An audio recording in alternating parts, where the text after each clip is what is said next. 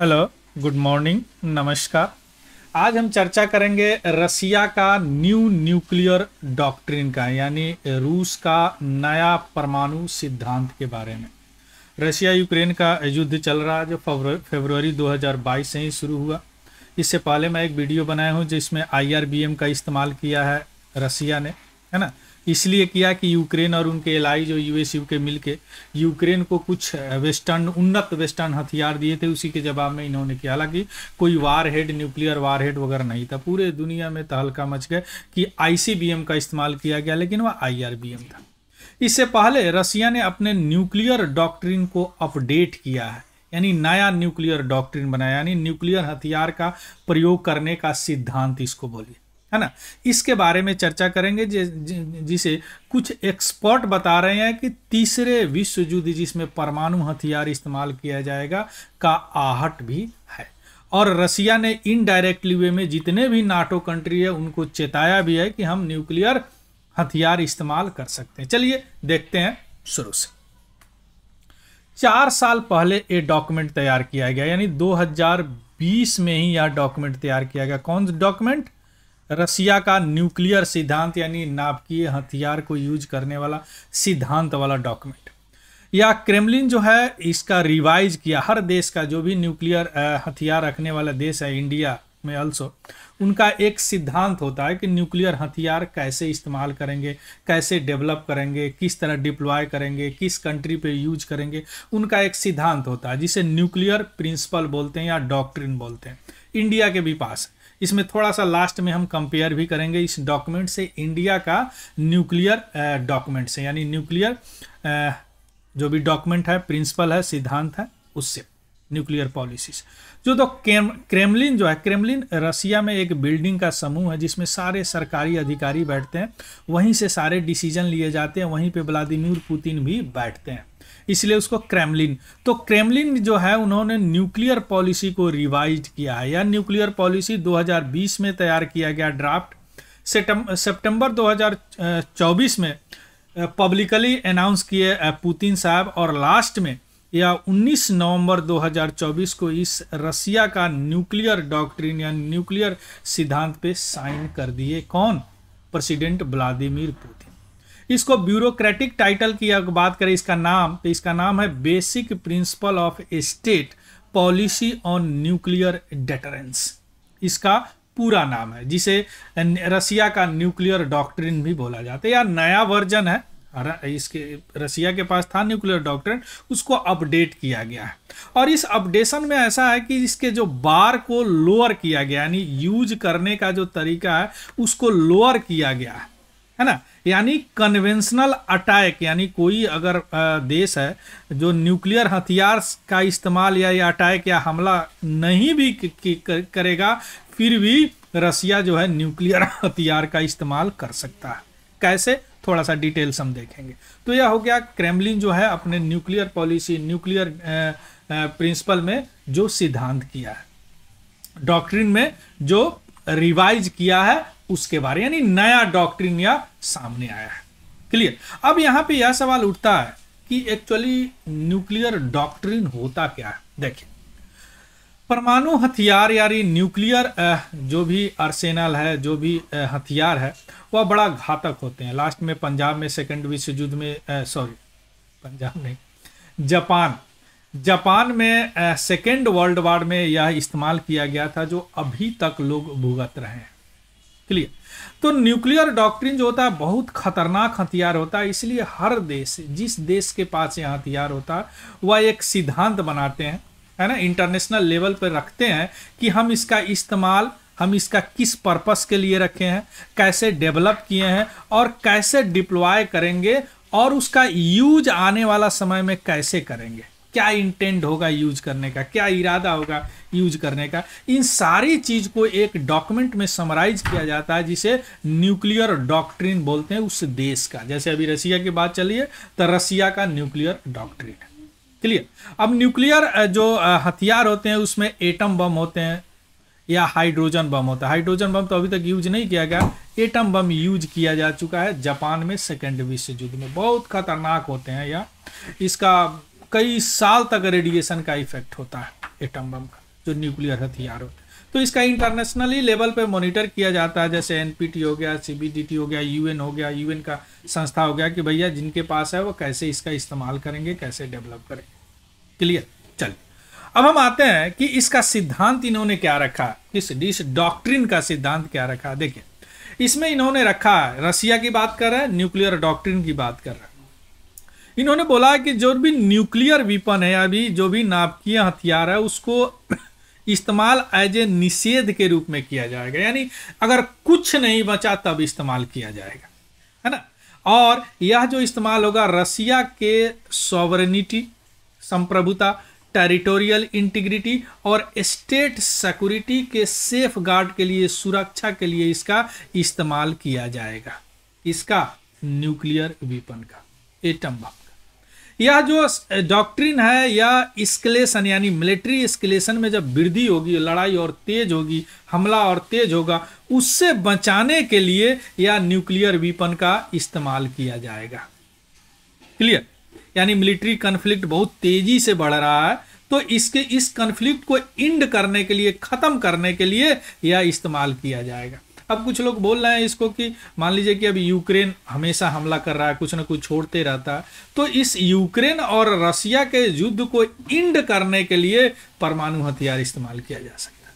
IRVM की हम बात किए थे, तो आईआरबीएम और आईसीबीएम, इंटरकॉन्टिनेंटल बैलिस्टिक मिसाइल, रसिया के पास अभी है रूबिज 26, जो कि पूरे यूरोपियन सिटी को खत्म करने के लिए उसके पास एबिलिटी है, क्षमता है, कैपेबिलिटी। क्लियर। और इस सिद्धांत में न्यूक्लियर थ्रेट को रिड्यूस किया गया है, यानी यह जोर दिया है इस पे कि जो भी न्यूक्लियर रिस्क है उसको रिड्यूस किया जाएगा, यानी न्यूक्लियर एस्केलेशन, न्यूक्लियर जो हथियार का इस्तेमाल किया जाता है उसमें रिड्यूस किया जाएगा। तीन चीज है, न्यूक्लियर वेपन को निषिद्ध के रूप में यूज किया गया है, न्यूक्लियर वेपन को इसलिए इस्तेमाल किया गया है कि युद्ध को में और युद्ध तेजी से न बढ़े, और न्यूक्लियर थ्रेट को यह क्या करेगा, रिड्यूस करेगा। यह हो गया क्या, प्रिंसिपल। ध्यान दीजिएगा, यह क्या है, प्रिंसिपल है। किसी भी सिद्धांत का सबसे पहले कुछ प्रिंसिपल होते हैं जिसपे वह सिद्धांत काम करते हैं। अब हम आते हैं, यह जो सिद्धांत है या जो डॉक्ट्रिन है, यह रसिया को कब कब न्यूक्लियर वेपन इस्तेमाल करने का इजाजत देता है, यानी क्या होगा कि रसिया न्यूक्लियर वेपन इस्तेमाल कर सकता है, यानी एटम बम इस्तेमाल कर सकता है। क्लियर। दो कंडीशन है, एक जनरल कंडीशन उन्होंने दिया जिसमें WMD अटैक यानी वेपन ऑफ मास डिस्ट्रक्शन, यानी वैसा हथियार जिसमें बहुत लोग एक बार मारे जाते हैं, नरसंहार हो रहा है। तो या तो न्यूक्लियर में ऐसा होता है या और भी वेपन होते हैं, जैसे बैलिस्टिक मिसाइल भी होते हैं, ICBM, IRBM होते हैं। इससे पहले मैं बताया हूँ, डिस्कस किया हूँ, एक बार जाके चेक कीजिएगा। IRBM में पूरा बैलिस्टिक मिसाइल का कैटेगरी में बताया है ना। अगर कोई देश रसिया और उसके एलाइज, उसके जो मित्र हैं, उनके खिलाफ न्यूक्लियर या कोई WMD यानी वेपन ऑफ मास डिस्ट्रक्शन यानी नरसंहार का हथियार इस्तेमाल करता है, तो रसिया न्यूक्लियर रिस्पॉन्स दे सकता है, यानी न्यूक्लियर बम का इस्तेमाल, न्यूक्लियर हथियार का इस्तेमाल कर सकता है। यानी पहला कंडीशन क्या है, WMD अटैक पे भी किया जा सकता है। इसमें दूसरा क्या है, कन्वेंशनल थ्रेट, यानी पारंपरिक हथियार से भी अगर हमला होता है, उस वेपन से भी हमला होता है, पारंपरिक वेपन से भी हमला होता है, जिसमें रसिया का सॉवरेनिटी और टेरिटोरियल इंटीग्रिटी, रसिया और इसमें इन्होंने एक ऐड किया बेलारूस, इसको भी अपना मानते हैं। अगर इस दोनों कंट्री में, रसिया या बेलारूस में संप्रभुता या उनके इंटीग्रिटी, टेरिटोरियल क्षेत्रीय इंटीग्रिटी पर कोई आघात आता है, तो यह न्यूक्लियर वार कर सकते हैं, यानी एटम बम का इस्तेमाल कर सकते हैं। तीसरा जो है बड़ा क्रिटिसाइज हो रहा है इसका, एलाइड एग्रेशन या मेनली यूक्रेन और रसिया के युद्ध को अगर ध्यान में रखें तो ये थोड़ा सा एलाइड एग्रेशन इन्होंने ऐड किया। इसमें किया पहले था कि न्यूक्लियर हथियार यानी न्यूक्लियर बम या एटम बम उस देश पे छोड़ेंगे जिस देश के पास एटम बम है। अब इन्होंने क्या किया कि हम कोई नॉन न्यूक्लियर पावर पे भी अटैक कर सकते हैं, यानी कोई नॉन न्यूक्लियर पावर वाला देश जो सपोर्ट करता है न्यूक्लियर पावर वाला देश से, तो उसको ज्वाइंट न्यूक्लियर अग्रेशन माना जाएगा और हम अटैक कर देंगे।